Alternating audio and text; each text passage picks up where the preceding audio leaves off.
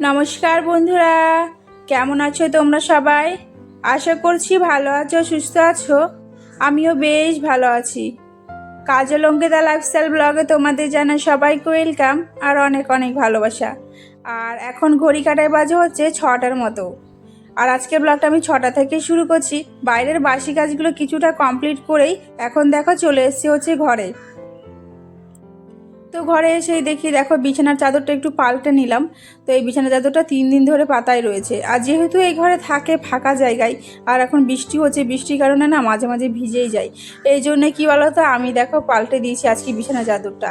আর বিছানা কী বলো তো, বিছানার মধ্যে 2 থেকে 3 দিনের মধ্যে না মানে বেশি দিন মানে রাখলে পরে না এটা মানে নোংরা হয়ে যায় বিছানা চাদরগুলো। এই জন্য আমি কি পাল্টে ফেলি। এই ঘরে বিছানা চাদরটা কী বলতো, মানে কালারটা একই রকম দেখতে, মানে দুটোটা।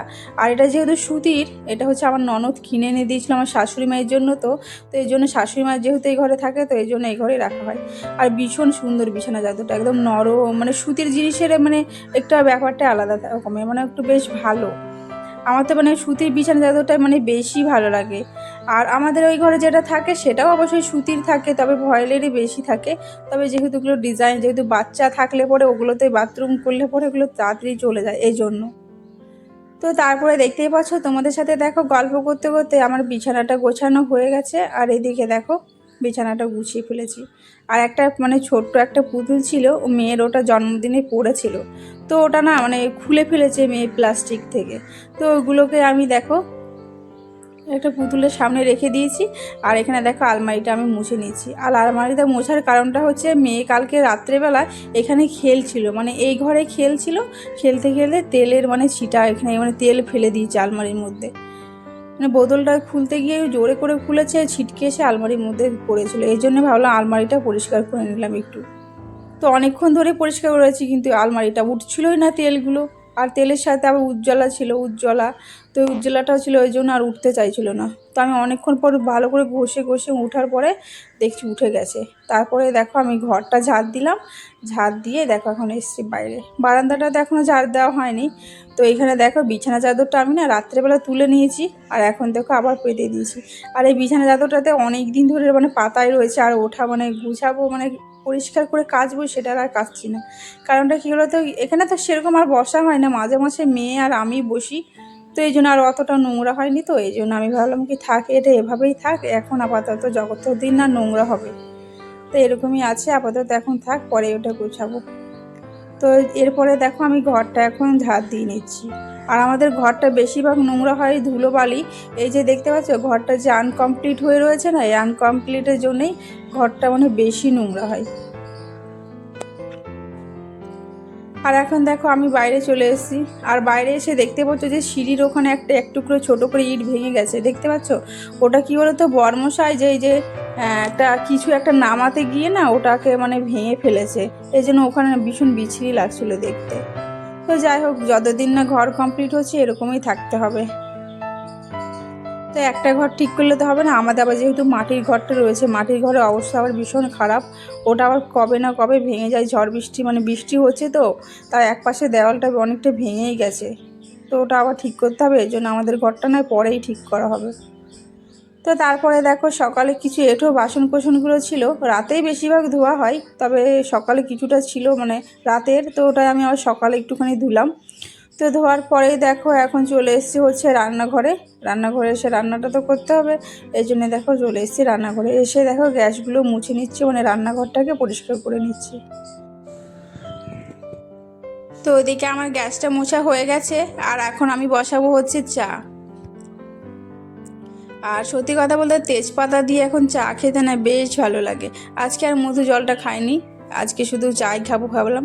আর তোমরা অনেকে ভাবো হয়তো আমি মধু জলটা কেন খাই লেবু দিয়ে, কারণ সবাই বলে কি যে মধু সকালবেলা লেবু জল মানে লেবু দিয়ে মধু জল খেলে বলে নাকি শরীর অনেক ভালো থাকে, যে অনেকটা চর্বি কমে যায়। তো এই জন্যই আমি খাই গো, আর এর বেশি আর কিছুই না। তো যাই হোক, এটাই বলার ছিল। তো চলো এখন চাটা খাবো হচ্ছে আমি রুটি দিয়ে। আর রুটি করা হয়েছিল কিন্তু সকালে। তো সকালের টিফিনটা কে করে তোমরা যদি জানতে চাও অবশ্যই তোমাদেরকে আমি কমেন্টে পড়ে বলবো। তো চলো এর আগে আমি খেয়ে নিই।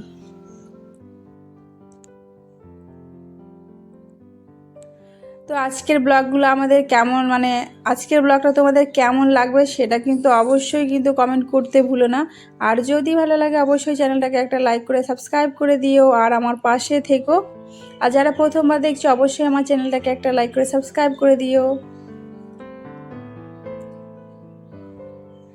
আর এই দেখো তারপরে এসেছিলো হচ্ছে মাছালা, তো আমি চাটা খাওয়ার পরে কিন্তু মাছটা আনতে গেছিলাম রাস্তায়। তো ওটা দেখো রাস্তা থেকে এখন নিয়ে চলে এসেছি মাছটাকে। আর এখন দেখো ভালো করে ধুয়ে এখন মাখিয়ে নিয়েছি।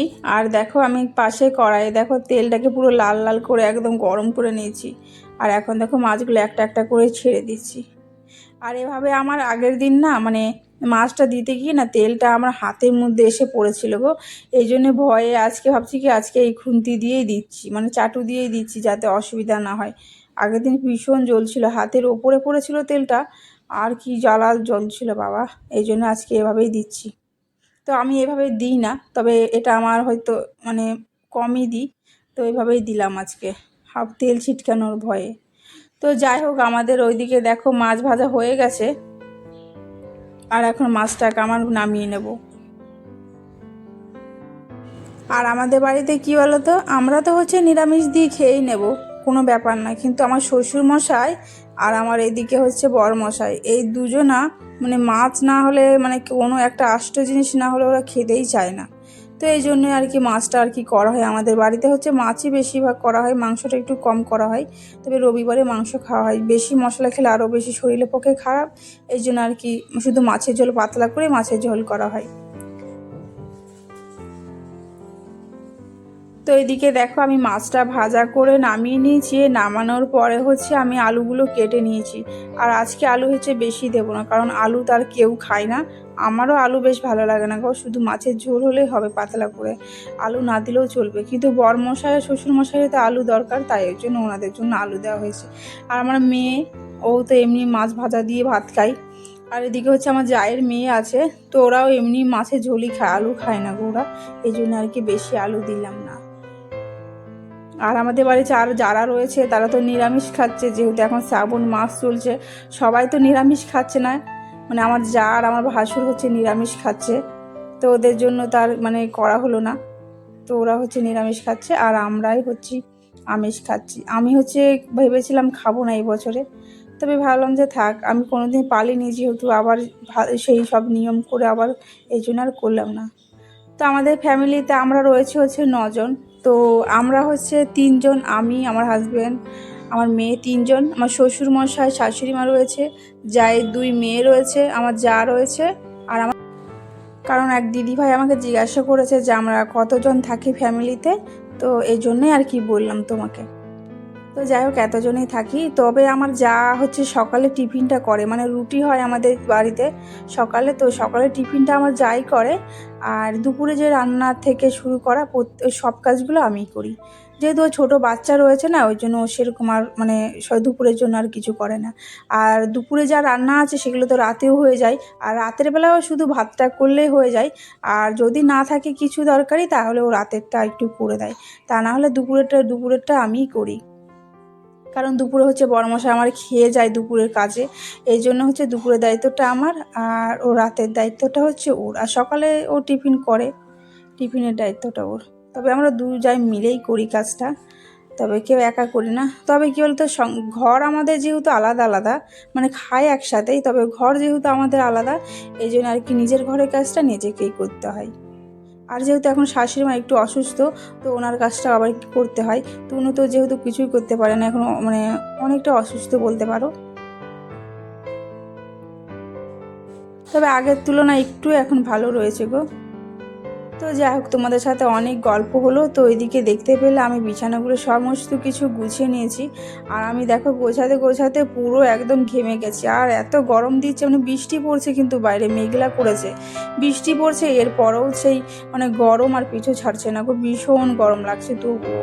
তো যাই হোক তোমাদের ওদিকে কীরকম গরম পড়ছে অবশ্যই বলো। আর এদিকে দেখো আমি শোকেসটাকে গুছিয়ে নিয়েছি। আর মেয়ে কিন্তু স্কুল থেকে ও চলে এসছে, তো ও বলছিল যে ও খিদে পেয়েছে তাই ওকে খেতে দেবো। এর জন্য কিন্তু আমি ঝটপট করে তাড়াতাড়ি করে কাজটাকে না কমপ্লিট করে নিয়েছি। আর চলো তোমাদেরকে দেখাই, ঘরটা গোছানোর পর না সত্যি কথা একটু অন্যরকম লাগে। তো এই হচ্ছে আমার একটা ছোট্ট একটা ঘর। তো ঘরের মধ্যে বেশি কিছু নেই, তবে যে যতটা আছে এটাই আমার কাছে অনেক গো। তো এই তো দেখতেই পাচ্ছি এদিকে একটা টেবিল রয়েছে, একটা স্ট্যান্ড ফ্যান রয়েছে, ওপরেও কিন্তু ফ্যান চালানো রয়েছে। আমার গরম লাগছিলো বলে একটু চালিয়েছি। আর এখানে আমার বিয়ের খাট দেওয়া হয়েছে, এই খাটটাই রয়েছে। আর পেছনে হচ্ছে একটা দেওয়াল আলমারি রয়েছে, আর দুই পাশে দুটো হচ্ছে বড় বড় জানালা করা হয়েছে, আর এই পাশে তো শোকেসটা রয়েছে। এই হচ্ছে আমাদের ঘরের লুক। তো চলো, ওইদিকে তো আমি রান্না বসিয়ে রেখেছিলাম, রান্নাটা তো নামাতে হবে, এই জন্য চলো এখন যাবো হচ্ছে রান্নাঘরে। তো এখন দেখতেই পাচ্ছ আমি এখন চলে এসেছি হচ্ছে রান্নাঘরে। রান্নাটা নামিয়ে কিন্তু শ্বশুরমশাই শাশুড়ি মা ওনাদেরকে খেতে দিয়ে একবার আমি স্নান টান করে একবারই খাবো। তো মেয়ে তো চলে এসছে বললাম, তো মেয়ে না খিদে পেয়েছে, মেয়েকে এখন আমি খেতে দেবো, ওকেও খেতে দেবো, আর শ্বশুরমশাই শাশুড়ি মা দুজনকে দিয়ে একবারে ওর ঘরে যাব।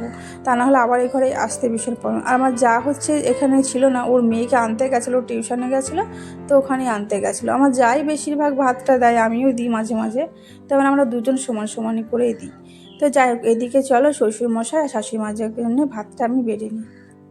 তো আজকের ব্লগটা আর বেশি বড় করছি না, অবশ্যই কিন্তু কমেন্ট করতে ভুলো না তোমাদের কেমন লাগলো আজকের ব্লগটা। আর এদিকে দেখতে পাচ্ছ আমার ভাত বাড়া হয়ে গেছে, আর মেয়ের জন্যও বাড়া হয়ে গেছে। তো এটা মাছের ঝোল, আর আছে হচ্ছে করলা ভাজা। তো এই হচ্ছে আজকে দুপুরে মেনু।